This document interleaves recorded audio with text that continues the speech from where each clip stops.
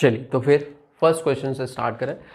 देखिए भाई, लिखा हुआ है a book is publish in 3 volumes, the pages being number from 1 onwards, है ना। तो एक बुक है ना, कोई भी, ठीक है, उसकी 3 वॉल्यूम है ना। तो वॉल्यूम 1, वॉल्यूम 2, वॉल्यूम 3 इस तरीके से दे रखा है।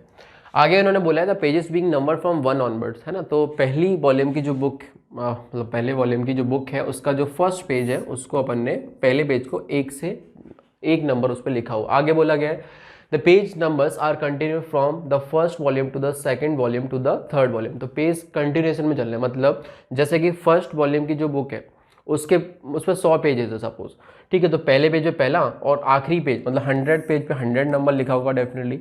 लेकिन वॉल्यूम 2 में अगर हम बात करें तो पहला पेज होगा, मतलब ये जो क्वेश्चन कहना चाह रहे हैं वो ये कहना चाह रहे हैं कि पहला पेज 101 नंबर से स्टार्ट हो रहा है, मतलब कंटिन्यूएशन में चीज़ें चल रही हैं, ठीक है। तो ये चीज़ समझ गए, है ना। आगे चलते हैं। तो बेसिकली ये इन्होंने बताया, ठीक है भाई। अब देखो यहाँ पे मान लेते हैं कि इस पे सपोज x पेजेस है, तो 1 से लेके x तक आखिरी जो पेज होगा उस पे x लिखा हुआ है, ठीक है। वॉल्यूम 1 का जो लास्ट पेज होगा उस पे एंड वाला पेज है उस पे x लिखा हुआ। आगे देखो तो इस वॉल्यूम 2 का जो पहला पेज होगा उस पे कितना लिखा होगा x+1 ऑफ कोर्स, ठीक है। ऐसे ही ये कार्यक्रम चलता रहेगा, है ना। यहाँ पे वॉल्यूम 2 का मान लो लास्ट पेज सपोज y मान लेते हैं, ठीक है। y की वैल्यू कितनी आएगी उसके लिए आगे इन्होंने कुछ बता रखा है क्या, देखो the number of pages in the second volume is 50 more than that in the first volume. तो फर्स्ट वॉल्यूम में नंबर ऑफ पेजेस कितने हो जाएंगे, x होंगे ऑफ कोर्स, है ना। 1 से लेके x तक जा रहा है तो x पेजेस होंगे। तो इसमें इन्होंने बोला है कि वॉल्यूम 2 में जो नंबर ऑफ पेजेस हैं, है ना, वो वॉल्यूम 1 में प्रेजेंट पेजेस के 50 ज़्यादा है। तो भैया इसमें कितने पेजेस आ जाएंगे, फाइनल माइनस इनिशियल प्लस 1 कर लो तो y माइनस एक्स माइनस 1, ठीक है, ये minus final minus initial plus 1 this is equal to, अब इन्होंने ऑलरेडी बता रहा है ये कितने हैं, इसके 50 ज़्यादा है। इसमें टोटल नंबर ऑफ पेजेस कितने होंगे x, तो यहाँ पे 50 और ऐड कर दिया तो ये बन गया। तो ये इससे कट गया तो y की जो वैल्यू यहाँ से निकल के आएगी वो आएगी 2x प्लस 50। क्लियर है। तो ये वाला हो गया कितना 2x प्लस 50, है ना। तो वॉल्यूम 3 का जो पहला पेज होगा वो कितना हो जाएगा 2x प्लस 51, ठीक है। वॉल्यूम 3 का जो पहला पेज हो जाएगा वो 2x प्लस 51 हो गया। अच्छा, वॉल्यूम 3 का जो आखिरी पेज आएगा उस पर कितना नंबर लिखा होगा हमें नहीं पता। आगे देखो क्या बोले, then that in the first volume and the number of pages in the third volume is 1.5 time that in the second volume। तो सेकंड वॉल्यूम में जो नंबर ऑफ पेजेस होंगे वो कितने होंगे x+50 जो अभी लिखा उसी का 3/2 1+1, मतलब इस तरीके से बोल रहे हैं 1.5, ठीक है। तो ये कितना हो जाएगा 3/2। क्लियर है। तो कुल मिला के यहाँ पे जो हो जाएंगे पेजेस वो 3/2 किसका, वॉल्यूम 2 में जो प्रेजेंट है, मतलब x+50 का, ठीक है, 3/2 टाइम्स। ये इस तरीके से बोले। अगर मान लो आगे इन्होंने और क्या बोला है, ठीक है, the sum of the pages number from first page of the 3 volume is this, n is the last page number मतलब ये एन की बात कर रहा है यहाँ पे। What is the largest prime factor of n, है ना। तो देखो यार इसमें कितने हो जाएंगे, n minus final minus initial plus 1 कर लो तो ये आ जाएगा n is equal to, n की वैल्यू देखो कितनी निकल के आएगी 3/2 x प्लस 2x, सबको इधर लेके आगे एंड इधर से -50 बनेगा, उधर आने के बाद +50 हो जाएगा। और जब 3/2 को मैं इससे मल्टीप्लाई करूंगा तो 25 या 75 और प्लस 50 इधर आगे 125 हो जाएगा। दिस इज इक्वल टू कितना 7x/2 प्लस 125। तो n की जो वैल्यू बनी वो बन गई कितनी 7x/2, ठीक है, प्लस का 125, ये हमारे पास n निकल आया। अब x की वैल्यू निकाल देंगे। x की वैल्यू निकालने के इन्होंने ये बता रखा है the sum of the page numbers on the first pages of 3 volume, मतलब तीनों वॉल्यूम का पहले पेज का जो नंबर है उसका सम कर लो, है ना, वो 1709 दे रखा है। तो पहला पेज पहले वॉल्यूम का एक नंबर, वॉल्यूम 2 का देखोगे तो x+1 है, वॉल्यूम 3 का देखोगे तो 2x प्लस 51 है। This is equal to 1709। तो यहाँ से अपने पास में कितना बना 3x प्लस 53, आई थिंक, हाँ 53 को उधर लेके जाओ तो 1709 minus 53, this is equal to 6 इधर हो गया, 10 में से 5 के 5 और 1656। तो x की वैल्यू कितनी आ जाएगी 1656 डिवाइड बाई 3। तो इसको कैंसिल किया 3 5 15 और 3 5 15 3 दूनी 6। तो यहाँ से x निकल आया कितना 552। x की वैल्यू निकल आई तो बोले n निकाल देंगे, है ना। एन निकालने के लिए हमने क्या किया, यही देख लो, ठीक है, एन की वैल्यू निकाल लेते हैं। तो एन निकालने के लिए हमने ये वैल्यू रख दी इसमें, ठीक है। तो एन हमारे पास कितना आ जाएगा, देखो इधर, दिस इज इक्वल टू 7/2, ठीक है। तो बाई 2 कर लो पहले इसमें, x/2, ठीक है। तो 7 से मल्टीप्लाई कर लेते हैं, तो ये कितना आ जाएगा 552 डिवाइड बाई 2 प्लस 125। तो ये कुल मिला के कितना बना, 2 दूना 4 और 2 7 14, 2 6 12, 276 इंटू 7, 276 इंटू 7 करोगे, 7 6 42, 2 हाथ लगे 4, 7 2 49 और 4 करोगे 53, 5 7 दूनी 14, 14 और ये 5 19, तो 19 और 125 और ऐड कर दो, तो ये हो गया 7 5, क्लियर है, 7 5 2057। तो n की जो वैल्यू आ रही है वो 2057 निकल के आई, ठीक है। अब आगे इन्होंने पूछा, अभी भी नहीं रुके हैं, what is the largest prime factor of n। तो largest prime factor of n है ना, तो वो हमें यार इसके प्राइम फैक्टराइज करने पड़ेंगे, फिर ही पता चलेगा।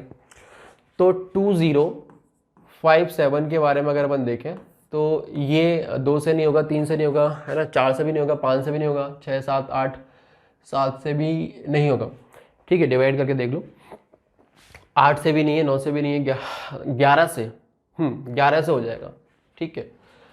2 आ रहा है तो 11 से अपने डिवाइड किया तो कितना बना, 11 कम 11 और 9 बचा, 9 इधर ट्रांसफर किया तो 95 हो गया, तो 88 चला जाएगा, तो 18 और कितना बचेगा अपने पास में, 5 और 2 7, तो 11 7 77, तो 187 और 11 से जाएगा ये भी, है ना, तो ये 17 चलेगा, तो 70 ये आ गया। तो कुल मिला के अगर अपन देखें तो 2057 को आप लिख सकते हो 11 का स्क्वायर इंटू 17, 11 का स्क्वायर इंटू 17। अब आप खुद समझदार हो कि इसमें लार्जेस्ट प्राइम फैक्टर कौन आएगा, 17 बनेगा, है ना, डेफिनेटली। तो इसका आंसर भी क्या हो जाएगा, 17, समझ में आया, तो ये बनेगा, क्लियर है, आसान सा ही था।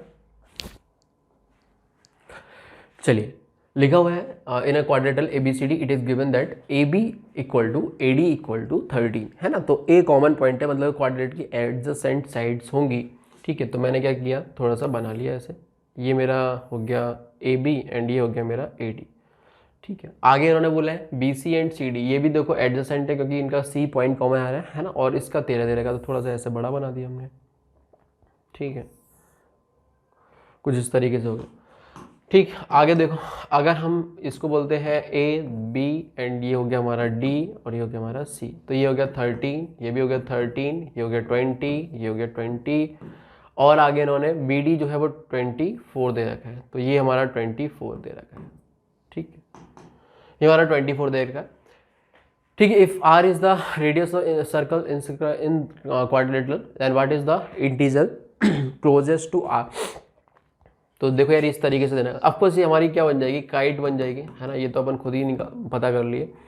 देखो पहली चीज़ तो ये, जैसे कि इन सर्कल की रेडियस हमें बताना है ना, तो उसके लिए जो फॉर्मूला हमारा ट्राइंगल में चलता है R equal to delta divide by S, वैसे ही है, मतलब जैसे हमारे पास ये ट्राइंगल था, उसके अंदर हमारा ये क्या बोलते हैं, एक इन सर्कल है, तो इसकी जो रेडियस निकलती थी इन सर्कल की, वो डेल्टा बाई, डेल्टा हमारा ट्राइंगल का area divide by half of the perimeter किसका, ट्राइंगल का, क्लियर। ऐसे ही अगर मुझे क्वाड्रिलेटरल के अंदर एक सर्कल इस तरीके से बनाना है तो उसका डेल्टा लिखूंगा किसका, क्वाड्रिलेटरल का डेल्टा, मतलब उसका एरिया नीचे हाफ ऑफ द पेरीमीटर।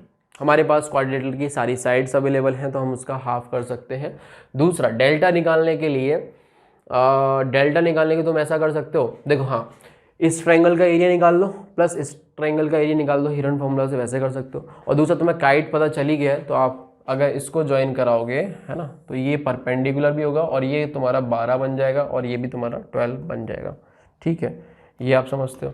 अगर ये 12 है, ये 13 है, तो ये वाला कितना हो जाएगा 5, ठीक है, ये 20 है, 12 है, तो ये कितना हो जाएगा 16, ठीक है। तो तुम ऐसे भी निकाल सकते हो, ऐसे बोले तो हाँ, ऐसे इस ट्रायंगल का area half of this into this, ऐसे ही half of this into this करके जोड़ दो, निकल आएगा।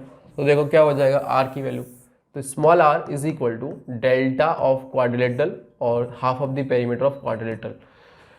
तो ये बनेगा हाफ, बेस कितना हो गया 24 इंटू हाइट कितनी हो गई 5, प्लस हाफ बेस कितना हो गया 24, हाइट कितनी हो गई 16, ठीक है, और नीचे कितना आ जाएगा हाफ ऑफ द पेरीमीटर। देखो 20 plus 20 into 2 plus 13 into 13 into 2 और हाफ कर दो इसका तो ये बनेगा। ठीक है, तो इसको सिंप्लीफाई करो आप, है ना। देखो यार 24 ये गया 12, ये भी गया 12, तो 12 तो कॉमन ले लिया, तो 12 कॉमन लेने के बाद अंदर कितना बना 21 और नीचे कितना आ जाएगा ये भी उड़ा दो, तो ये कुल मिला के 33 बना। ठीक है, अब ये कुछ कैंसिल वैंसिल हो रहा है क्या? बिल्कुल हो जाएगा। 3 चौक 12 और 11 इधर। ठीक है, अभी और आगे नहीं जाएगा ना। ठीक है, तो 84 डिवाइड बाई 11 तो कितना जाएगा 7 पॉइंट। ठीक है 7 पॉइंट, तो 77 चला गया था, 7 और बचा। ठीक है, तो 70 आया, फिर ये 66 तक जाएगा, तो फिर 4 बचा, 40 आया, 33 तक जाएगा, तो कुछ इस तरीके से बनेगा 7.63 समथिंग। अब देखो इन्होंने पूछा है कि ये जो रेडियस आ रही है 7.63 समथिंग समथिंग, है ना, वो किस इंटीजर के नज़दीक है। तो ऑफकोर्स आप समझ रहे हो 7.5 से तो इधर ही है ना। तो अगर मान लो 8 मैं इधर बोलता हूँ तो इतना 8 इतना गैप इसका है, तो ऑफकोर्स जो इससे पहले 7 आएगा वो कहीं यहाँ होगा, समझ लो 7.5 कहीं यहाँ होगा, तो उसके आगे होगा। तो ये किसके नज़दीक है? ऑफकोर्स 8 के नज़दीक है। ठीक है, तो क्लोजेस्ट टू आर, तो आंसर कितना होगा इसका 8। ठीक है, ये बनेगा। देखिए भाई लिखा हुआ है consider all 6 digit numbers of the form ABCCBA where B is an odd digit, है ना। Determine the number of all such 6 digit numbers that are divisible by 7। Divisible by 7 clear. तो पहली चीज़ तो ये जो नंबर है जिस फॉर्मेट में लिखा हुआ है ना, मान लो कैपिटल N एक नंबर है, ABC और CBA पैलिंड्रोम इस तरीके से है। ठीक है, तो ये चाहते हैं कि भाई अब देखो 7 से डिविजिबिलिटी का जो रूल है वो थोड़ा कॉम्प्लिकेटेड है, हम इसको यूज़ नहीं करते हैं जनरली, है ना, हम तो डिवाइड ही कर लेते हैं। तो डिवाइड करने के लिए ऐसे तो क्या करोगे, इसको थोड़ा ब्रेक करके लिखो। ठीक है, तो आप ऐसे लिख लो, है ना, ए पीछे से स्टार्ट करते हैं, A इंटू 10 की पावर 0 प्लस अगला कौन है B इंटू 10 की पावर 1 प्लस C इंटू 10 की पावर 2 प्लस अगला ये आ जाएगा C इंटू 10 की पावर 3 प्लस ये आ जाएगा B इंटू 10 का पावर 4 प्लस A इंटू 10 की पावर 5। इस तरीके से ये सारे हो गए भाई, है ना, 6 के 6 आ गए। हाँ ठीक है, अब क्या करोगे, है ना, अब देखो 7 से डिवाइड लगाने के बाद में हम चाहेंगे कि भाई रिमाइंडर जो है वो 0 आ जाए। ठीक है, तो वो 7 से डिविजिबल हो जाएगा, है ना, 7 से डिविजिबल वो हो जाएगा और उसी के करस्पॉन्डिंग ABC के जितने भी ट्रिपलेट्स निकलेंगे, है ना, तो वहीं से हम जितने भी ट्रिपलेट्स ABC के निकलेंगे उतने ही नंबर टोटल बन जाएंगे इस तरीके के। तो हमने क्या किया, इसमें डिवाइड लगाया, इसमें लगा दिया, तो n/7 7 से डिवाइड लगाया तो देखो हमारे पास कितना आ जाएगा। देखो ABC की तो फिक्र ही नहीं करनी, ये तो A तो हमारा 1 से लेके 9 तक जा सकता है ना, क्योंकि A आगे लिखा हुआ तो 0 नहीं हो सकता, बाकी 0 से लेके 9 तक कुछ भी हो सकता है। ठीक है, उसको तो हम एज इट इज रख लेते हैं। देखो रिमाइंडर तो तब मिलेगा, ठीक है, जैसे कि मान लो अगर ये सपोज कुछ ऐसा होता कि भाई 21A टाइप से, है ना, तो इसमें तो ऑफकोर्स क्या बोलते हैं, कोई कुछ भी रिमाइंडर नहीं आता, 0, ये तो डिविजिबल है ना यार, 21 में ही ऑलरेडी 7 एक मौजूद है, A में आए ना आए उससे क्या फ़र्क पड़ना है, क्लियर। तो हम तो ऐसे लिख लेते हैं कि भाई इस पे फोकस करो, 10 की पावर 5 में जब 7 से डिवाइड लगाओगे तब क्या रिमाइंडर बचेगा। तो 10 की पावर 5 में मतलब ऐसे लिख लो 5 0, ठीक है, तो डिवाइड ही लगा लो कायदे से। ठीक है, तो यहाँ पे 1 गया, 7 इधर आया 3, फिर ये वाला 0 कैरी कराया, तो 7 चौक 28 28, तो ये 2, फिर ये वाला 0 कैरी कराया 20। ठीक है, तो 7 दूनी 14 14 हो गया, रिमाइंडर 6 बचा, फिर ये वाला 0 कैरी कराया, 7 8 56 56, तो ये वाला 4 आ गया, तो फिर ये वाला 0 कैरी कराया, 7 पन्ना 35 35। ठीक है, तो 5 रिमाइंडर आ गया। ठीक है, आगे पॉइंट में आएगा, हमें उससे क्या मतलब है, तो रिमाइंडर देखने।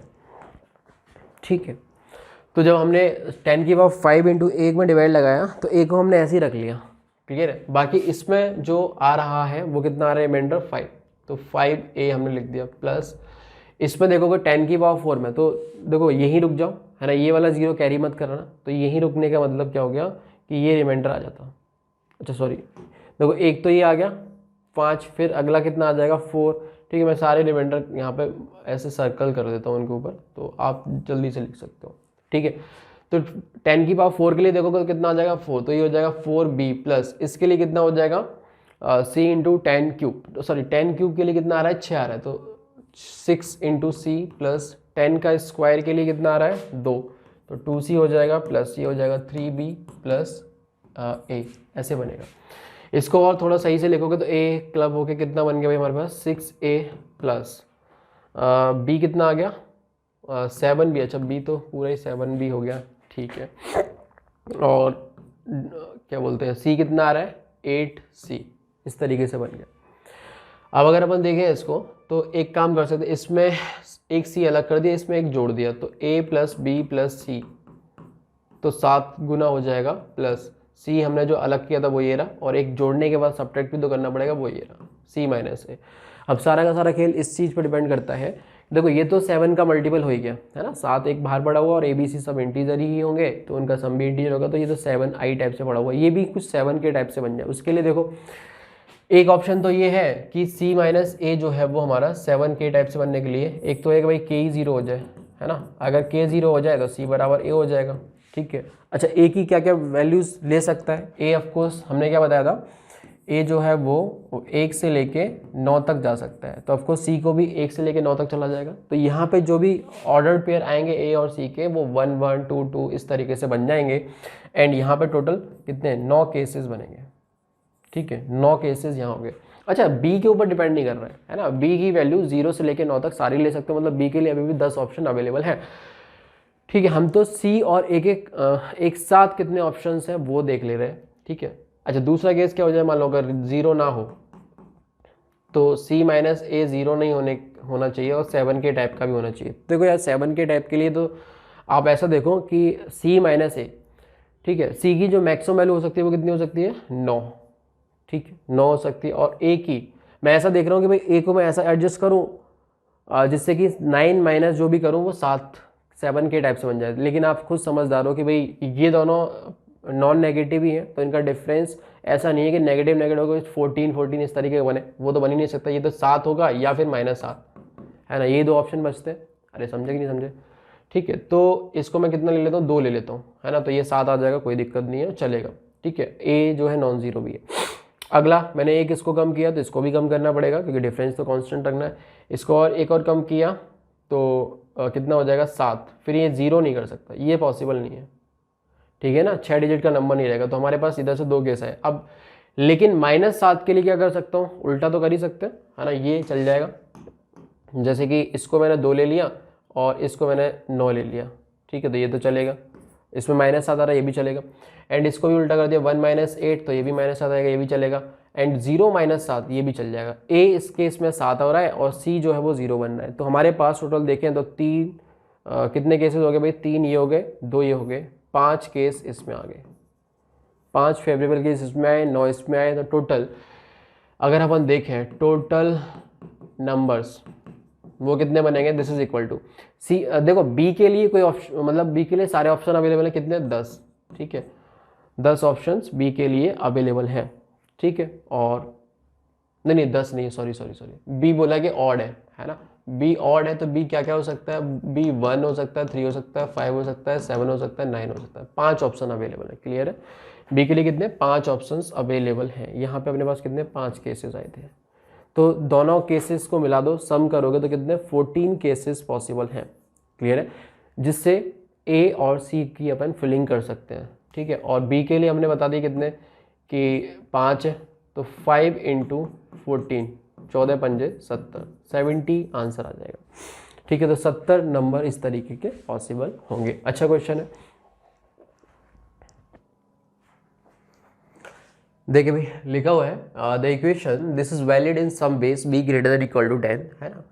तो कहने का मतलब सिंपल सा ये, जैसे अपन लिखते थे कि 100 को लिखते हैं तो हम लिखेंगे 1 × 10 का स्क्वायर प्लस 0 × 10 की पावर 1 प्लस 0 × 10 की पावर 0। तो ऐसे ही 10 की जगह हमें बेस b की तरह यूज़ करना है, तो 10 की जगह b लिख दिया जाएगा। 166 × 56 इज इक्वल टू 8590, ये इस तरीके से दे रहेगा। अब इसको मैं अगर 10 के बेस में लिखूं तो इसको लिखूंगा कितना 1 × 10 का स्क्वायर प्लस 6 × सॉरी 10 के बेस में नहीं, b के बेस में लिखना है, 1 × b का स्क्वायर प्लस 6 × b प्लस 6, ये बनेगा, क्लियर है, 6 × b की पावर 0। ऐसे ही इसको कितना कर दोगे आप 5 × b का 1 और ये 6, दिस इज इक्वल टू, इसको भी लिखो 8 इंटू बी की क्यूब प्लस 5 इंटू बी का स्क्वायर प्लस 9 इंटू बी, और 0 तो है ही तो कुछ नहीं, ये बना।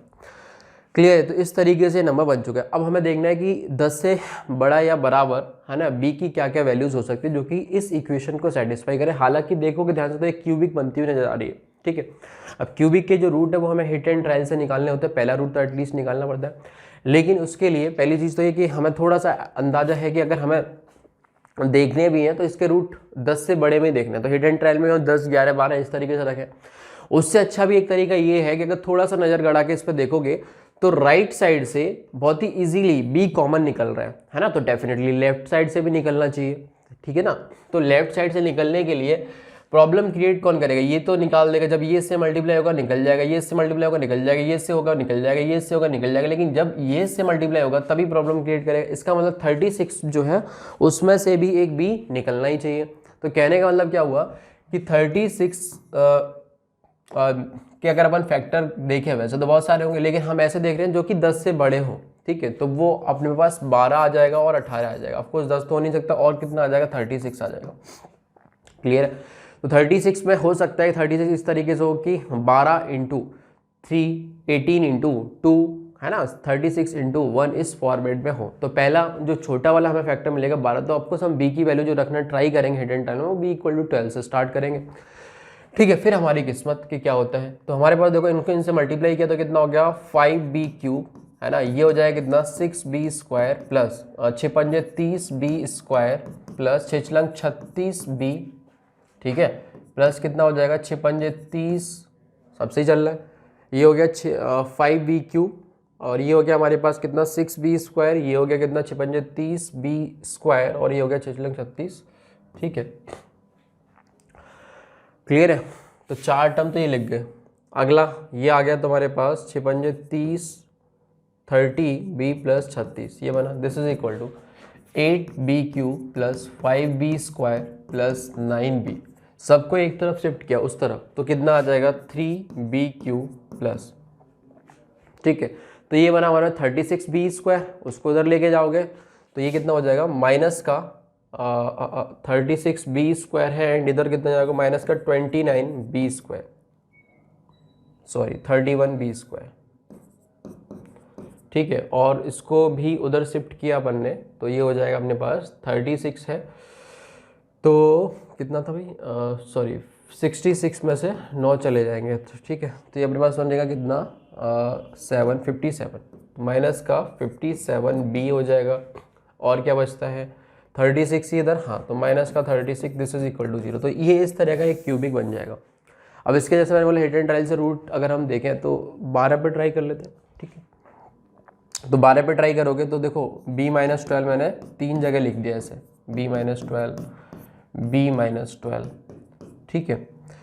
और यहाँ पे मैंने क्या किया 3b स्क्वायर से मल्टीप्लाई किया, तो मेरे पास 3b क्यों मिला, लेकिन एक्स्ट्रा में 12 दिया 36 माइनस का 36b स्क्वायर भी मिला, बट हमें माइनस का 31b स्क्वायर ही चाहिए था, तो ऐड कर देते हैं इसमें 5b, ठीक है। तो ये आ गया 5b स्क्वायर माइनस का 12 पंजे 60, है ना, माइनस का 60 आ गया, बट हमें तो माइनस का 57 ही चाहिए, तो फिर हमने यहाँ पे 3 और कर दिया, ठीक है। तो ये एक्स्ट्रा में कितना आ जाएगा 5b स्क्वायर, तो ये हो गया ना, और माइनस का 12 पंजे 60b आ गया था, तो प्लस 3b करके काम चल गया, तो हो गया ना फाइनल, है ना, दिस इज इक्वल टू 0। यहाँ से हमने b माइनस 12 कॉमन लिया, अंदर कितना बनेगा 3b square plus 5b plus 3, this is equal to 0। तो एक तो हमारे पास साफ साफ देखो पूरा का पूरा डिवाइड चला गया, तो b equal to 2 b equal to 12 हमारा एक रूट भी आ गया एक तरीके से, अगर आप ध्यान से देखोगे, है ना। वैसे तो कायदा क्या था हिडन ट्रायल से पहले हम v इक्वल टू 12 को रख के चेक करें, बट लकली v माइनस 2 ही एक फैक्टर निकल के आ गया, क्योंकि कंप्लीटली पूरा का पूरा डिवाइड लग गया ना, इसमें कोई रिमाइंडर बचा नहीं, तो चलेगा। तो एक रूट यहाँ से आया, दूसरा 3b square plus 5b plus 3, इसको 0 करोगे, बट यहाँ से कोई b की रियल वैल्यू नहीं आती हुई दिख रही, क्योंकि इसका d जो डिस्क्रिमिनेंट है इस क्वाड्रेटिक का वो कितना बनेगा 25 माइनस 4 इंटू 9, तो ये तो नेगेटिव आ गया, तो कोई भी रियल वैल्यू नहीं आएगी, तो b की एक ही वैल्यू आ गई। तो इन्होंने पूछा है कि all possible value of b, है ना, तो एक ही वैल्यू पॉसिबल है, उसका सम करोगे तो वही हो जाएगा, आंसर कितना आएगा 12। क्लियर? तो सिंपल सा क्वेश्चन था, है ना। देखिए बोला है let A B C D be a trapezium in which A B is parallel to C D, है ना। तो ट्रेपेजियम बना लेते हैं, ठीक है। और जो जो कंडीशन दे रखी है एक बार उनको भी फॉलो करते चलते हैं। ए बी सी डी के पैरेलल है, तो ए बी सी डी, तो ये वाला इस तरीके से पैरेलल लेते हैं। उसके बाद ए डी जो है वो ए बी के परपेंडिकुलर, चलो बनाना स्टार्ट करते हैं, है ना। ए बी किसके परपेंडिकुलर बोल दिया इन्होंने, ए बी के, ठीक है। तो चलो मैंने यहाँ पे मोल दिया कि ये ए बी है। नाउ डी मुझे इस तरीके से लेना होगा, ठीक। डी मैंने ऐसे ले लिया, क्लियर है। तो ये मेरा डी हो गया। अगला जो है अगला कुछ बोला है क्या इन्होंने, तो एक तरीके से ए डी जो है वो परपेंडिकुलर हो गया। आगे की बात पढ़ लेते हैं। सी डी पैरेलल है, बट सी डी की लेंथ इसके बराबर तो देगा नहीं देगा, वो पढ़ने से पता चलेगा, नहीं देगा। तो अपन तो जनरल केस लेने के लिए, है ना, नहीं लेंगे, ठीक है ना।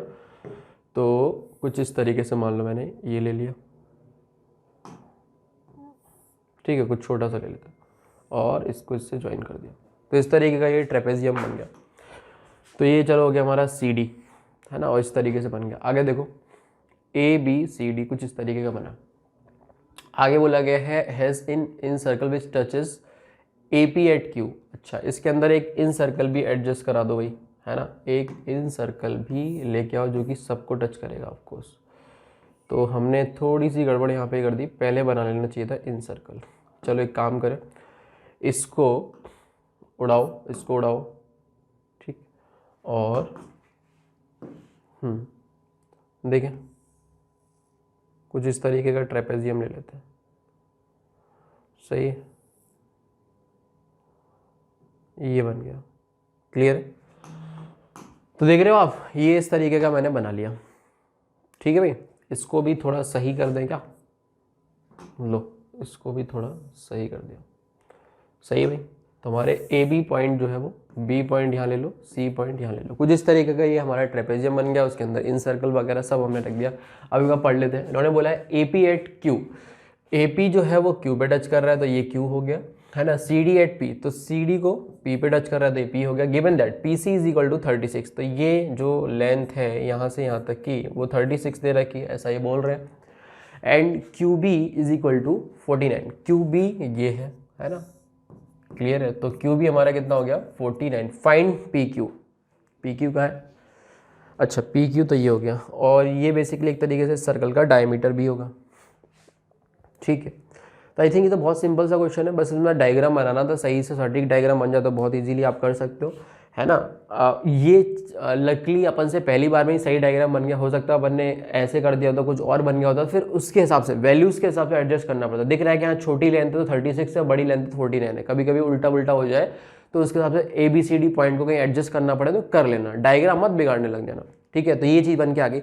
नाउ अगर हम यहाँ पे देखें तो ये हमें निकालना है। तो अगर मैं यहाँ से थोड़ा इसको ज्वाइन कर देता हूँ तो बेसिकली मेरे पास में यहाँ सी से एक मैंने फोटो परपेंडिकुलर ड्रॉप किया, सपोज ये आ गया आर, ठीक है। तो एक ट्रायंगल क्रिएट हो रहा है सी आर बी, जो कि ऑफकोर्स एक राइट एंगल ट्रायंगल है, ठीक है। तो ये अगर 36 है और ये टोटल 49 है, तो यहाँ से यहाँ तक आप बता सकते हो, है ना, कितना हो जाएगा, यहाँ से यहाँ तक 13 हो जाएगा, क्लियर है। तो ये बेसिकली 13 हो गया। और क्या चाहिए, ये मुझे निकालना है, ठीक है भाई, ये मुझे कैलकुलेट करना है। ये 13 आ गया, ठीक है। और क्या कर सकते हैं, और कुछ कर सकते हैं, फाइंड पी क्यू निकालना है, ठीक है। तो देखो यार सिंपल है। आपको पता है कि अगर मैं इस सर्कल के रेस्पेक्ट में देखूँ तो जो बी पॉइंट से जो पेयर ऑफ टेंजेंट ड्रॉ करी जा रही है उनकी लेंथ इक्वल होगी, है ना। तो यहाँ से यहाँ तक की जो लेंथ है दिस इज इक्वल टू यहाँ से यहाँ तक की लेंथ, और ये ऑलरेडी 49 दे रखा तो ये भी 49 होगा, कोई दिक्कत नहीं।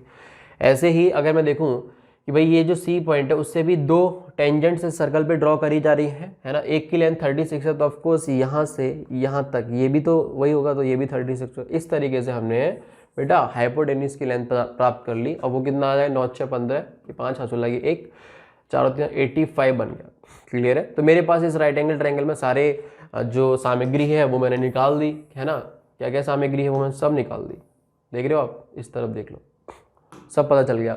तो बस इसी राइट एंगल ट्रायंगल में मैं लगा देता हूँ पाइथागोरस। तो बोलो कितना हो जाएगा, आर सी का square this is equal to, ये क्या बोलते हैं इसको, पी सी नहीं, बी सी का स्क्वायर माइनस बी आर का square, this is equal to B C का स्क्वायर 85 स्क्वायर हो जाएगा माइनस ये आर बी का स्क्वायर या बी आर का स्क्वायर 30 का स्क्वायर हो जाएगा, A square minus B square करोगे तो A plus B, A minus B, this plus this करोगे तो बनेगा कितना 898 इंटू दिस माइनस दिस करोगे तो बनेगा 2 इधर गया और 7 इधर गया, ठीक है। तो ये इस तरीके से बन जाएगा। R C is equal to under root of 98 कितना हो जाएगा 49 इंटू 2, तो ये लिखा हुआ है 7 का स्क्वायर इंटू 2 और 12 छिंग 72, ठीक है। तो ये इस तरीके से, तो इसको 2 को अलग किया, 6 अलग किया, तो ये लिखा हुआ है 6 का स्क्वायर इंटू 2, तो ये आ जाएगा हमारे पास 7 और ये 2 और ये 6, तो ये बनेगा तुम्हारे पास कितना है ना 7 छिंग 42 इंटू 2 करोगे तो 84, ठीक है। 7 छिंग 42 इंटू 2 करोगे तो 84। तो यार ये आर सी निकल आया, और आर सी और पी क्यू तो बराबर ही होगा ना, R C is equal to P Q is equal to 84, तो यही आंसर आ जाएगा क्योंकि इन्होंने पी क्यू ही निकलवाया था। तो सिंपल सा क्वेश्चन है, बस एक बार डायग्राम बन जाए हो जाएगा। देखिए भाई लिखा हुआ है integers A B C satisfying this equation, है ना। तो पहली चीज़ तो हमारे पास ए बी सी में एक इक्वेशन ये है, एक इक्वेशन ये है, क्लियर है। What is the sum of all possible values of A square plus B square plus C square. तो आपने देखा यहाँ पे कि भाई हमारे पास में जब भी इस तरह के क्वेश्चंस आते हैं कि भाई वेरिएबल एक तरीके से 3 है बट इक्वेशन 2 है, और बट जो भी वेरिएबल उन पे एक सर्टेन कंस्ट्रेंट दे रखा है कि यार ये इंटीजर्स ही होंगे, तो कहीं ना कहीं बाउंड्री पे जाके सॉल्व होते हैं। चलो एक काम करते हैं, जैसे कि हमारे पास a plus B minus C equal to 1 दे रखा है और हमारे पास a square plus B square minus C square equal to minus, तो किसी एक की वैल्यू निकाल के, मतलब किसी एक की वैल्यू 2 के टर्म्स में रख देते हैं, तो पूरी इक्वेशन को 2 के टर्म्स में ले आते हैं। सपोज a और b के में लाना चाहते हैं, ठीक है। तो यहाँ से c की वैल्यू कितनी आ जाएगी, c की वैल्यू आ जाएगी a प्लस बी माइनस 1, तो वो उठा के मैंने c की वैल्यू इसमें रख दिया, ठीक है। तो मुझे कितना मिलेगा a square plus B square minus C की जगह आ जाएगा a प्लस बी माइनस 1 का whole square, this is equal to minus 1, clear है। तो मेरे पास में ओपन करोगे तो a स्क्वायर बी स्क्वायर यहाँ से भी आएगा ना, a square plus B square, वो तो इससे कट गया, और क्या आएगा 1 स्क्वायर, तो वो माइनस 1 हो गया, क्लियर है। उसके बाद आएगा 2ab, है ना, तो 2ab के आगे कितना लग जाएगा माइनस का 2ab, है ना, क्योंकि एक माइनस तो बाहर बैठा हुआ है। एक आएगा माइनस का 2b, उसके आगे एक माइनस लगा हुआ तो हो जाएगा कितना प्लस का 2b। ऐसे ही एक आएगा माइनस का 2a, उसके आगे एक प्लस लगा हुआ है, माइनस लगा हुआ तो वो प्लस का 2a हो जाएगा, क्लियर है।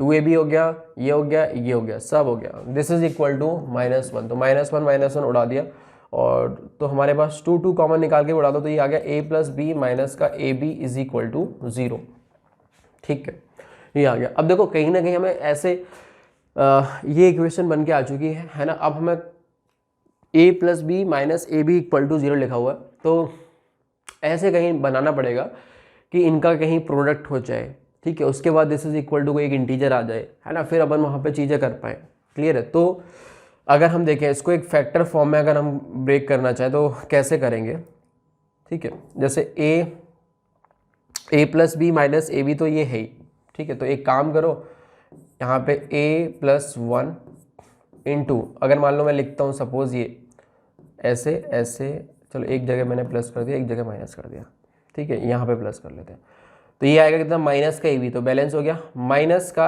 ए आएगा तो वो नहीं चलेगा, तो एक काम करो इसमें कि सबको उधर लेके चले जाओ, तो A B minus A minus B is equal to 0 ये बनेगा। अब देखो ए इधर रखा मैंने एक ब्रैकेट में और एक ब्रैकेट में बी रखा, तो जब ये इससे मल्टीप्लाई होगा तो ए बी बनना चाहिए, बन जाएगा। जब माइनस ए कैसे बनेगा, यहाँ -1 आए, है ना, तो माइनस ए बन जाएगा। माइनस बी कैसे बनेगा, जब वहाँ पे -1 हो ना, एक्स्ट्रा में क्या आया प्लस का 1, है ना, तो हमने क्या किया दोनों तरफ 1 जोड़ दिया, ठीक है। इस तरफ मतलब बेसिकली इसको एक तरफ लेके आए, दोनों तरफ 1 जोड़ दिया, तो इसी तरह का आएगा। आप एक्सपेंड कर लो इसको, यही बन जाएगा, क्लियर। अब यहाँ से हम बहुत इजीली चीज़ों को कह सकते हैं कि देखो a और b इंटीजर थे, हाँ, इंटीजर में से इंटीजर घटा दिया तो ये भी एक इंटीजर होगा, तो ये भी i1 हो गया एंड ये भी ऑफकोर्स i2 हो गया, है ना। दोनों का जो प्रोडक्ट है वो भी एक इंटीजर है 1, क्लियर है। तो 1 को ब्रेक कर लो, 1 कितनी तरीके से बन सकता है, एक ऐसा हो सकता है 1 × 1, एक ऐसा हो सकता है -1 इंटू -1। ठीक है, हम दोनों के हिसाब से चल लेते हैं। अगर मान लो ये वाला हुआ तो हमारे पास कितना आ जाएगा, मतलब किसी एक को, क्योंकि दोनों ही सेम ही है 1 1 1, तो a - 1 इज इक्वल टू 1 कर दिया और b - 1 इज इक्वल टू 1 कर दिया, या फिर a - 1 इज इक्वल टू -1 कर दिया, b - 1 इज इक्वल टू -1 कर दिया। यहाँ से हमारे पास आ जाएगा a equal to 2, b equal to 2। यहाँ से हमारे पास क्या आ जाएगा, a equal to 0 and b equal to 0। अगर ये आ चुका है तो c की वैल्यू बोलो यहाँ से निकल सकती है, c इज इक्वल टू कितना, a प्लस b माइनस 1। तो a प्लस b करोगे तो 4, एक घटाओगे तो 3, तो c की वैल्यू 3 आ जाएगी। तो यहाँ पे अगर मैं ट्रिपलेट देखूँ तो ये आ रहा है 2 2 3। ठीक है, इस जगह देखूँ a प्लस बी तो 0 हो गया और c की वैल्यू कितनी आ जाएगी फिर -1। तो यहाँ पे जो ट्रिपलेट आया वो 0 0 -1 आया। Now what is the sum of all possible value of a square plus B square plus c square. तो सिंपल है ना, हमें निकालना है सिग्मा a स्क्वायर। तो देखो एक बार इसका करस्पॉन्डिंग निकालोगे तो 2 का स्क्वायर 4 4 8 8, तो ये हो गया प्लस एक ये 9, और इसका स्क्वायर करोगे इसका 0 0 0 और ये 1, तो ये कितना हो गया 18 आ जाएगा। तो 18 आंसर इसका बन जाएगा। सिंपल है, इस तरह क्वेश्चन तो अपन करते ही हैं जेई वगैरह में भी। देखिए भाई लिखा हुआ है a point P in the interior of a regular hexagon is at a distance 8 8 16।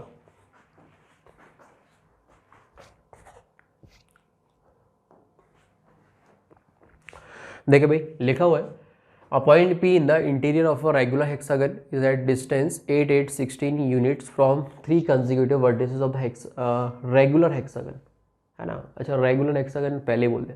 Respectively if r is the radius of the circumscribe circle of the hexagon, what is the integer closest to r। क्लियर है, तो पहले तो एक hexagon बना लेते जल्दी से, है ना। तो देखो भाई हेक्सागन हमने बनाया, ये हो गया, ठीक है। रुक जाओ भाई, अच्छा ये लाइन मैंने ले ली थी क्या, सॉरी, फ्लो वाला लेना है। देखिए रेगुलर हेक्सागन बनाने जा रहे हैं अपन, ठीक है भाई, कुछ इस तरीके से बन जाएगा, है ना। क्लियर है। अब जो पॉइंट है जो कि इसके अंदर है, हेक्सागन के अंदर जो पॉइंट है, अगर मैं उसकी बात करूं तो जो डिस्टेंस दे रखी है वो 8 8 16 दे रखी है। तो किन्हीं भी दो पॉइंट्स तो सेम ही है ना, और कोई भी 3 कंसेक्यूटिव पॉइंट मान लो मैंने ये उठा लिया, ए उठा लिया, बी उठा लिया, सपोज सी उठा लिया था। तो कहने का मतलब ये है कि भाई देखो इन दोनों पॉइंट से मान लेता हूँ डिस्टेंस सेम है, तो ऑफकोर्स इस लाइन का जो परपेंडिकुलर वाई सेक्टर होगा उसी पे ही वो पॉइंट मौजूद होगा, है ना। मान लो कि ये इसका सरकम सेंटर है ना, ओ से मैं इसको दिखा रहा हूँ ऑफकोर्स। तो इसको जब मैं ज्वाइन करूँगा ना, इन पॉइंट्स को मैं ज्वाइन करूँगा, ठीक है, तो ये मेरी सरकम रेडियस के बराबर होंगे, जो कि स्मॉल आर दिखा रखा है। ऐसे मैं इसको भी ज्वाइन करूँगा तो ये भी मेरी सरकम रेडियस के बराबर होगा, इसमें तो कोई डाउट है ही नहीं। ये आर आ जाएगा, ये भी आर होगा, ये भी आर होगा, क्लियर है। अच्छा एक और चीज़, अब जो ओ, अब क्या बोलते हैं, पी जो पॉइंट होगा, है ना। अच्छा एक चीज़ और, ये रेगुलर हेक्सागन है तो मैं बोलूँ ओ ए बी, ये कैसा ट्रायंगल होगा, ये इक्विलेटरल ट्रायंगल निकलेगा। कैसे, 360 बाई 6 करोगे तो ये एंगल हो गया 60, है ना। तो ये एंगल 60 और ये सेम है, तो इनके सामने एंगल भी सेम हो जाएंगे, तो 60 60 60 मिलकर 180 बन गया, क्लियर। तो ये इक्विलेटरल ट्रायंगल हो गया। अब अगर हम बोल रहे हैं कि भाई जो इसका परपेंडिकुलर वाई सेक्टर होगा उसी पे ही वो पी पॉइंट मौजूद होगा, बोलो सही बात है, क्योंकि उस पी पॉइंट की मैंने बोला है कि ए और बी पॉइंट से जो डिस्टेंस में ले रहा हूँ वो सेम ले रहा हूँ, तो ये पी पॉइंट है। तो अगर मैंने आगे इनको ज्वाइन किया, ठीक है, तो ऐसे एंड ऐसे, ठीक है, तो ये जो डिस्टेंस होगी वो ऑफकोर्स मेरी कितनी बन जाएगी, 8, ये भी 8 होगी और ये भी 8 होगी। अब इसकी तीसरे पॉइंट से डिस्टेंस, है ना, वो कितनी ले लेते हैं, 16। तो इस पॉइंट से डिस्टेंस मैंने कितनी ले ली, 16, ठीक है। तो प्योर ज्योमेट्री है इसमें और कुछ नहीं, है ना। जैसे जैसे बोलते जा रहे हैं वैसे वैसे करते चले जाओ। तो ये हो गया हमारा 16, ठीक है। अब हमें जो कैलकुलेट करना है वो आर की वैल्यू ही कैलकुलेट करनी है ना। तो अब इसी में ही समझना पड़ेगा क्या हमें दे रखा है और उससे कहाँ तक हम चीज़ें पहुँच सकते हैं, ठीक है। तो पहली चीज़ तो हमने क्या बोला, इक्विलेटरल ट्रायंगल है, तो ऑफकोर्स ये जो होगा वो 60 हो जाएगा।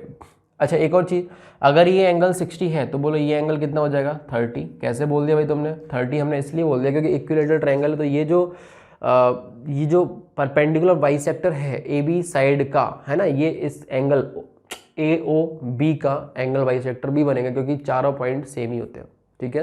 तो इसी लाइन पे कहीं ना कहीं वो चारों स्पेशल पॉइंट एक ही जगह आ रखे होंगे, कॉन्साइड कर रखे होंगे, आई ओ एच सी जो भी, ठीक है।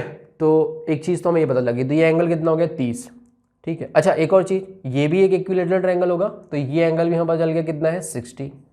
यहाँ से जैसे ही चीज़ पता चली तो आपको नहीं लगता कि कुछ पता चल गया? आपको क्या पता चल गया? ये पी पॉइंट है, हाँ। तो यहाँ से एक इन्फॉर्मेशन स्टार करके मैं लिख लेता हूँ, भूल ना जाऊँ, कि जो राइट एंगल ट्रायंगल है एक, कौन सा?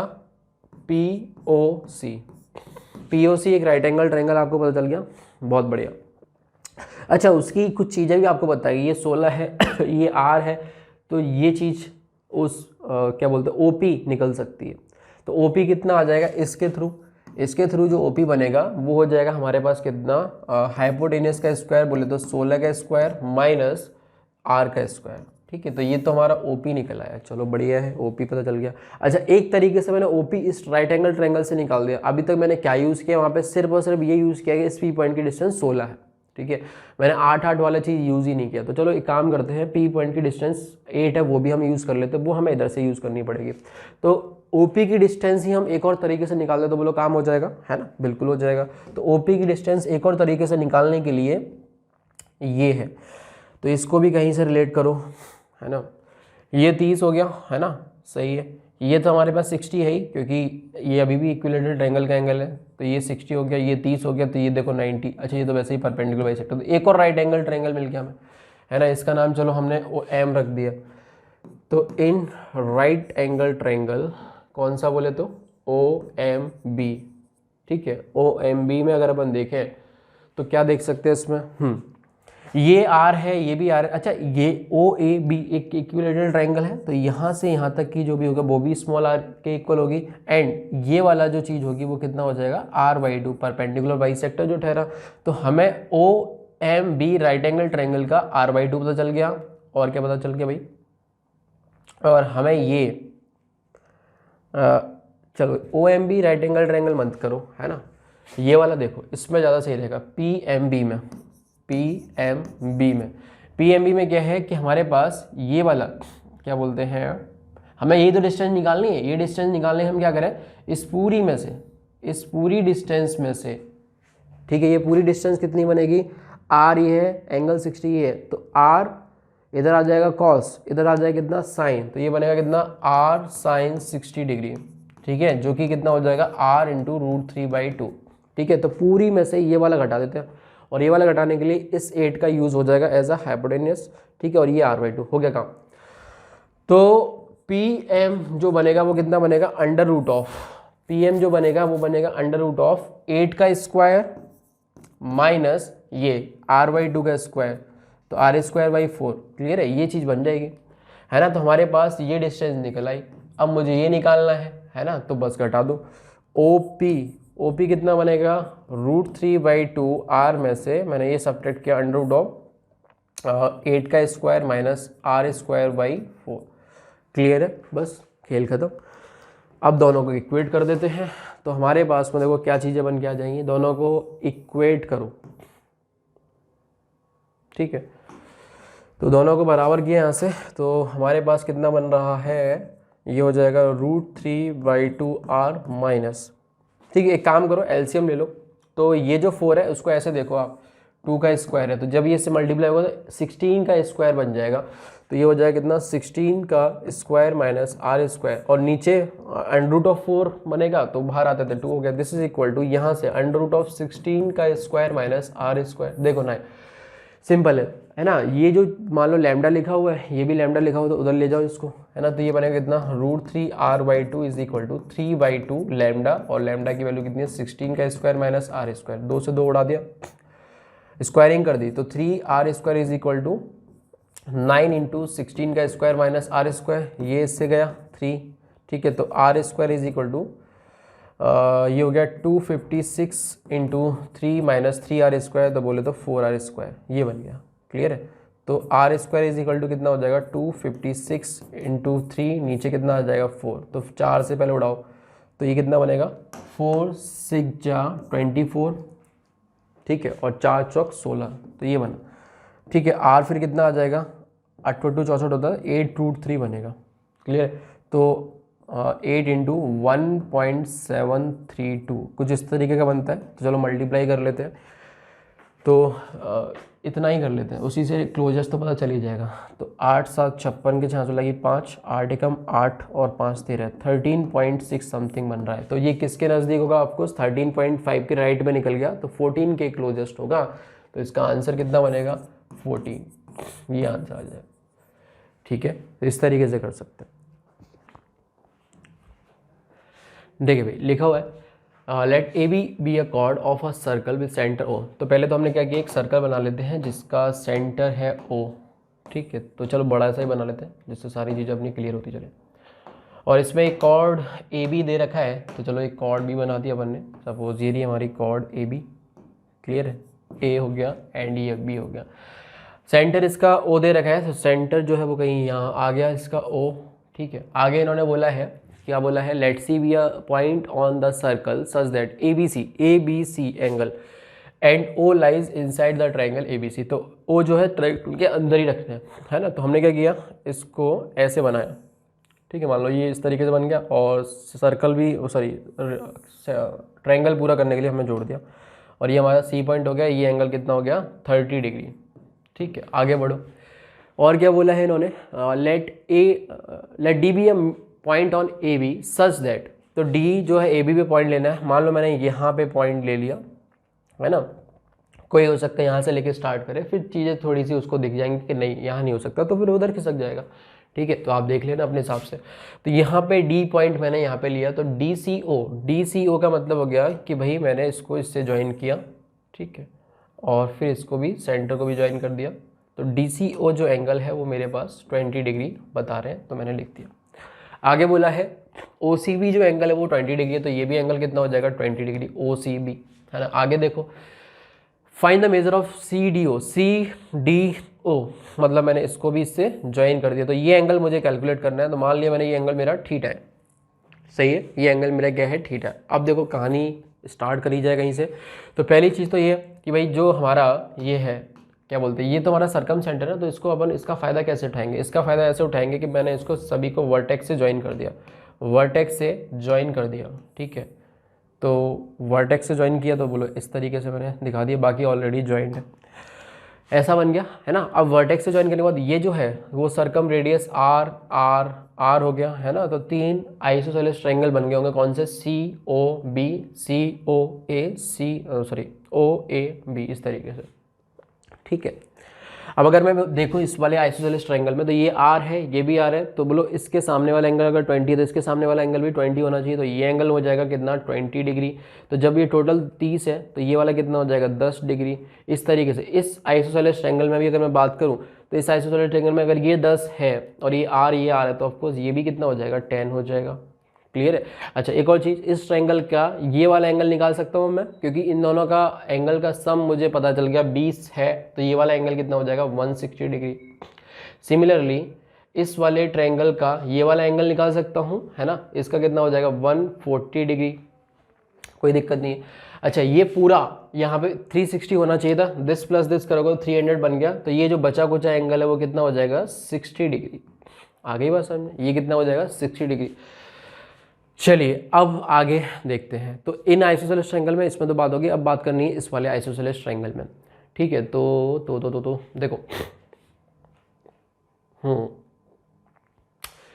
ठीक है, तो ये हो गया कितना? 60 डिग्री, है ना। अच्छा, और क्या कर सकते हैं अपन इसमें? ये हो गया 60 डिग्री। अब इसमें बात करो इस वाले आइसोसेलेस ट्रायंगल में ओ सी ए में, तो ये 60 है, और ऑफ कोर्स ये आर और ये आर है, तो ये वाला और ये वाला एंगल तो बराबर होना चाहिए, है ना। अच्छा, 180 में से 60 चला गया तो बचा 120। 120 का आधा करो तो ये भी कितना हो जाएगा? 60 डिग्री, एंड ये भी कितना हो जाएगा? 60 डिग्री। ओहो हो, यहाँ से तो ये पता चल गया कि आइसोसेलेस कन्वर्ट हो गया किसमें? इक्विलेटरल ट्रायंगल में। मतलब ये आर है, तो इसकी जो लेंथ यहाँ से यहाँ तक की है वो भी हमारी कितनी हो जाएगी? Capital R. ठीक है, बढ़िया, ये चीज़ ये हमें पता चल गई। तो इसका मतलब क्या हुआ? इसका मतलब ये हुआ कि इसको हटाओ यहाँ से, है ना, चीज़ों को थोड़ा कम से कम लिखो, अच्छा लगेगा। ये टोटल फिर ये कितना हो जाएगा? 40 डिग्री। ठीक है, तो कुल मिला के ये 60, ये 60, ये 60, तो एक इक्विलेटरल ट्रायंगल बन गया ये। चलो बढ़िया है। तो ये आर और ये तो आर है ही, तो हमें ये मिल गया। अब आगे, अब हमें देखो यार इस ट्रायंगल में पहुँचना है, तो कहीं ना कहीं से या तो ये वाला एंगल हमें मिल नहीं रहा, ये एंगल मिल जाता तो बात ही खत्म हो जाती। ये एंगल मिलने के लिए ये एंगल मिल जाए तो उसके लिए प्रायता फैल जाएगा, कोई मतलब ही नहीं है, तो कुछ और तरीके से देखना पड़ेगा। ठीक है, तो एक काम हम कर सकते हैं क्या, ये आर किसका है, ए आर तो इसका है ना, मैंने ऐसे पॉइंट भी कर दिया जिससे कि कोई कन्फ्यूजन ही क्रिएट ना हो। ठीक है, ये आर हो गया। अच्छा, अब इस वाला ट्रायंगल में देखो सी ए डी में, तो ये 40 हो गया, ये 70 हो गया, है ना, तो ये वाला एंगल भी कितना हो जाएगा 70, 180 में से घटाऊं तो ये भी हो गया 70। तो आपको नहीं लगता कि अगर मैं बात करूं कौन सा triangle, in triangle C A D, है ना, ये कौन सा ट्रायंगल हो जाएगा, आइसोसेलेस ट्रायंगल। आइसोसेलेस कैसे, ये दोनों एंगल बराबर हो गए, इन दोनों का सम, ये भी 70 है, ये भी 70 है, तो इसका मतलब ये अगर R है तो बोलो ये भी R ही होगा। दिस इम्प्लाइज कि जो सी डी हमारे पास है this is equal to capital R। ठीक है, अब सुनो ध्यान से, हमने यहाँ से ये चीज़ इकट्ठा कर ली कि ये हमारा कैपिटल R बन चुका है, मैंने देखो पॉइंट भी कर दिया इस तरीके से, कैपिटल R ये है ना, मुझे इस थीटा को निकालना है, तो इस थीटा निकालने के लिए मुझे इस ट्रायंगल में बात करनी पड़ेगी सी डी ओ में। सी डी ओ को चलो मैंने ऐसे बना भी दिया अलग से, ठीक है, तो कुछ इस तरीके का दिख रहा है, तो ये थीटा हो गया, एंड ये पॉइंट है मेरा सी, ये पॉइंट है मेरा डी, ये पॉइंट है मेरा ओ। ठीक है, अभी जस्ट मैंने बताया कि भाई ये इक्विलेटरल ट्रायंगल होने, सॉरी आइसोलेस ट्रायंगल होने की वजह से 70-70 होने की वजह से ये अगर आर हमने ऑलरेडी निकाल रखी थी तो ये भी आर ही हो जाएगा ना। यहाँ तक हम बात पहुँच चुकी है, ये कैपिटल आर है, क्लियर है, और ये भी कैपिटल आर ही है ना, और इसके बारे में कुछ पता नहीं, लेकिन ये एंगल हमें पता है कितना 20 डिग्री दे रखा है ना।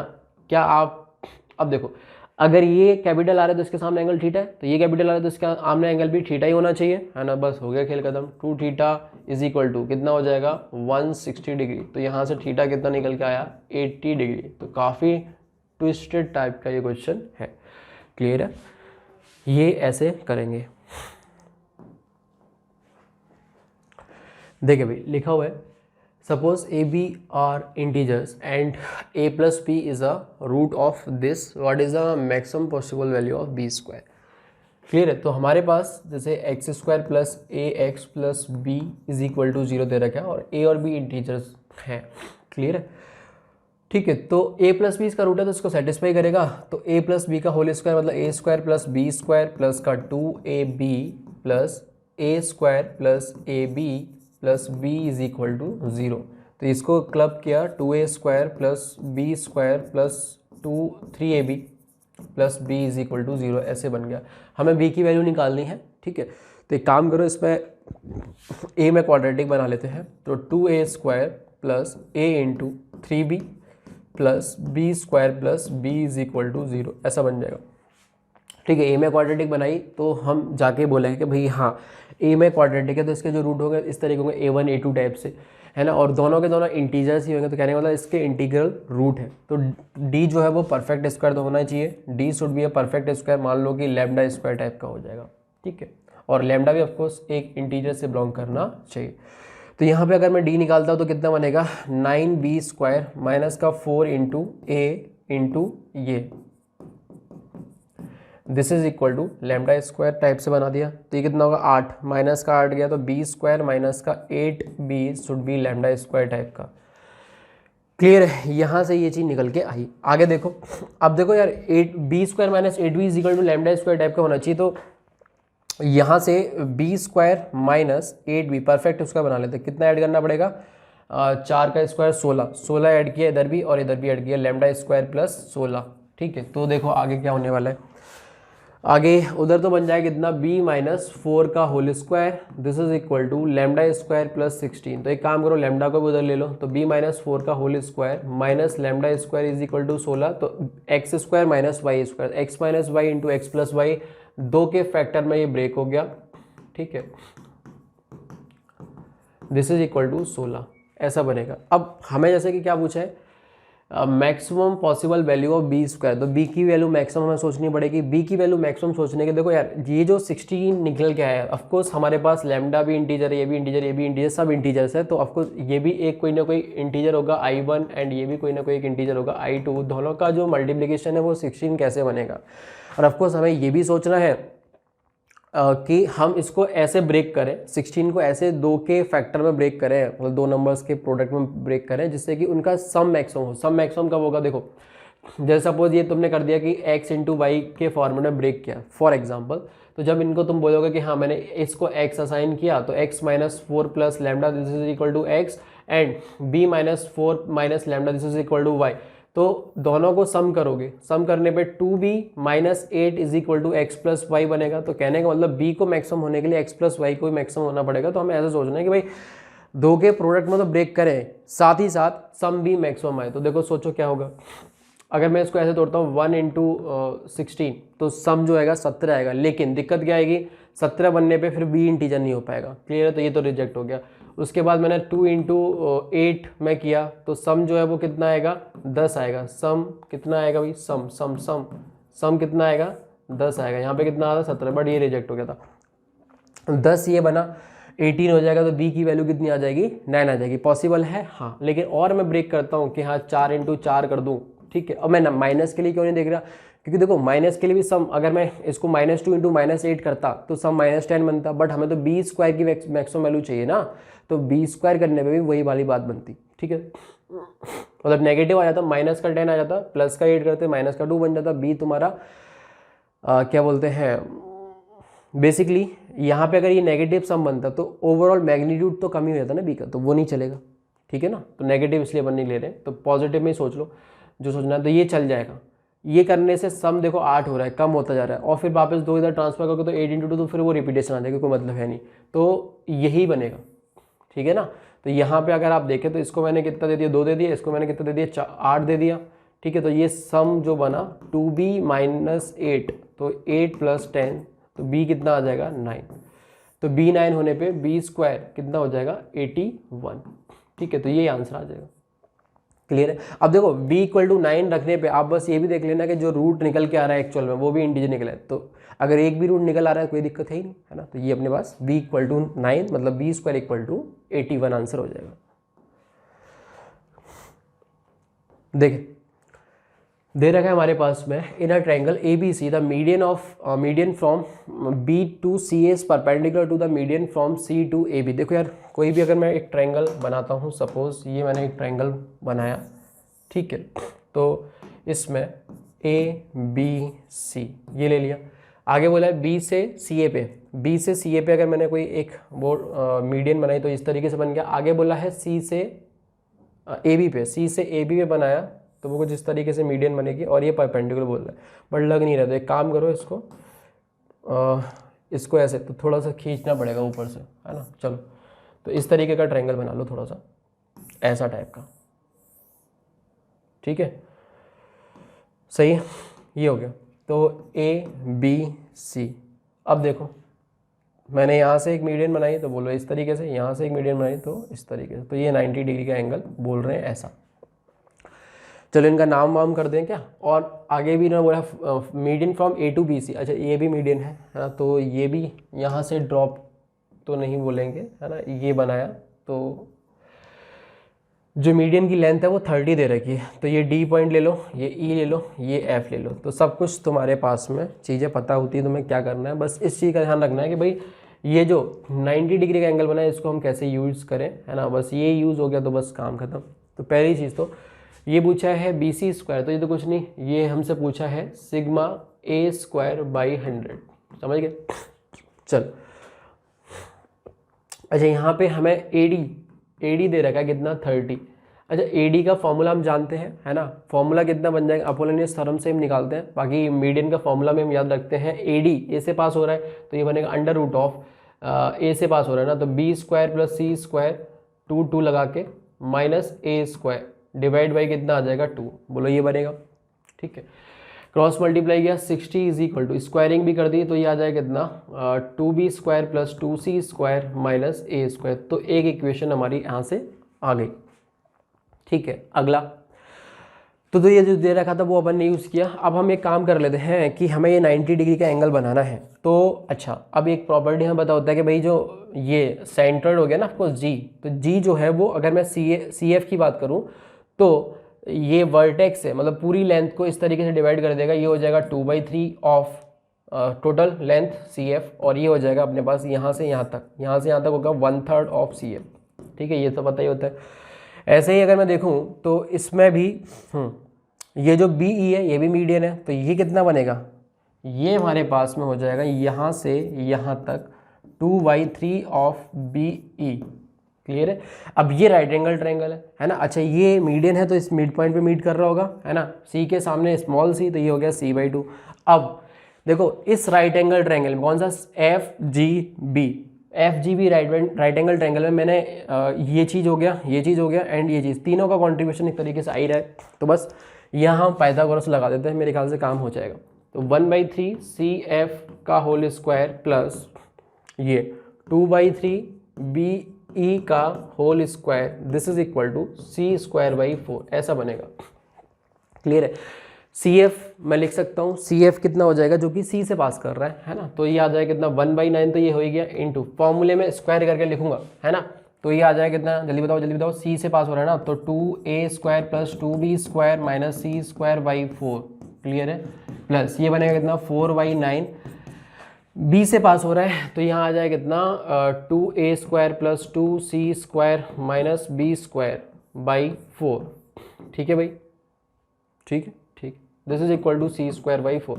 तो 4 उड़ा दिया। अगला जो है वो हमारे पास इधर क्या बच रहा है, 9 है, 9 को उधर ट्रांसफर कर दिया, तो ये आ जाएगा कितना 2a। अच्छा देख लो a² वाले कितने आ रहे हैं, 2a² यहाँ से आ रहा है और 4 दूनी 8 और 2 10, 10a² यहाँ से आया, प्लस b² वाले 2 यहाँ से आ रहे हैं और माइनस का 4 यहाँ से आ रहा है, माइनस का 4 यहाँ से आ रहा है, तो ओवरऑल कितना आ गया माइनस का 2b²। अरे बोलो सही चल रहा है सब। माइनस c² एक यहाँ से आया और 8 यहाँ से आया, तो 8 में से 1 चला जाएगा, 7c² बन गया। ठीक है भाई, ये बन के आ गया and this is equal to 9c²। ठीक है ना, 9c², 9 को ट्रांसफर किया उधर लेके गए, तो ये बनेगा 10a² = 2b² + 2c², उड़ा दिया तो ये हो गया 5a² = b² + c²। तो यहाँ पे एक और रिजल्ट हमारे पास आ गया। ठीक है, अब देखो यार सिंपल है ना, b² + c², यहाँ से देखो, यहाँ से हमारे पास में b² + c² की जगह मैं 5a² लिखने जा रहा हूँ, तो यहाँ से मैं 2 कॉमन ले लिया, है ना, यहाँ से 2 कॉमन ले लिया, तो देखो कितना बनेगा 60 का स्क्वायर = 2 टाइम्स 5a², मतलब 10a², 10a² में से 1 गया तो 9a², तो यहाँ से ये आ जाएगा स्क्वायर रूट ले लिया तो 60 = 3a, तो यहाँ से a कितना आ गया 20 आ गया मेरे पास। मुझे ये σa² बताना है ना, तो σa² का मतलब क्या होता है, a² + b² + c², है ना, तो मेरे पास में यहाँ से देखो, यहाँ से क्या बोलते हैं b² + c² की वैल्यू पटक देते हैं, तो a² ऐसे ही रहा, b² + c² की कितना आ जाएगा 60 का स्क्वायर प्लस a², ठीक है, डिवाइड बाई 2 आएगा, है ना, मैं इसकी वैल्यू रख रहा हूँ, तो ये उधर गया, ये ऐसे हो गया। ठीक, नीचे कितना है 100 है। ठीक है, अब मेरे पास सब कुछ पता ही है ना, तो सब कुछ जब पता है तो फिर निकाल दो इसको, नीचे किसका हो। ठीक है भाई, तो ये अलग से हो गया। ठीक, इसको हटाया यहाँ से और ये कनेक्ट हो रहा है कहाँ से, ये यहाँ कहीं से, चलो जो भी है।